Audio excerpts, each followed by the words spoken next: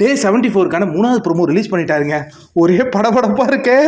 நேற்று தான் score board பார்க்கறதுக்காக 2 மணி வரையும் முழிச்சிருந்தேன். இன்றைக்கி எவிக்ஷன் பார்க்கறதுக்காக முழிச்சிருக்கணும் போல இருக்கு. நீங்கள் கவலையப்படாதீங்க, நீங்கள் நிம்மதியாக தூங்குங்க. நான் வந்து பார்த்துட்டு உங்களுக்கு அப்டேட் கொடுத்துட்றேன். சரியா? குட் ஹெல்த்தை வந்து ஃபாலோ பண்ணுங்கள். நான் தூங்கவே மாட்டேங்க. மிட்வீக் எவிக்ஷன் ஒரே பயமாக இருக்குது. இப்போ என்ன சொல்கிறாருன்னா, பிக் பாஸ் யாரெல்லாம் நாமினேட் ஆனீங்க பொட்டி பொடிக்கையோடு வந்து நில்லுங்க அப்படின்னுறாங்க. நாமினேட் ஆனவங்க யாருன்னா நமக்கு தெரியும் இல்லையா? அர்ச்சனா, தினேஷ், அதுக்கப்புறம் யார், கூல் சுரேஷ், அனன்யா, நிக்சன், விஷ்ணு, இவங்க 6 பேருமே வந்து நிற்கிறாங்க, பதட்டம் அடைகிறாங்கங்க.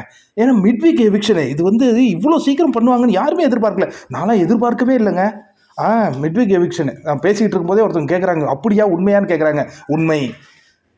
ரொம்ப படபடப்பாக இருக்குது. ஆனால் எனக்கு நல்லா தெரியும் அனன்யா போகிறதுக்கு தான் வாய்ப்பு இருக்குன்னு நினைக்கிறேன். கூல் சுரேஷ் நேற்று செவரில் எகிரி குச்சார, அவர் அனுப்பிச்சி விடுவாங்கன்னு நினைக்கிறீங்களா? அவருக்காக தான் இந்த மிட்வீக் எவிக்ஷனா?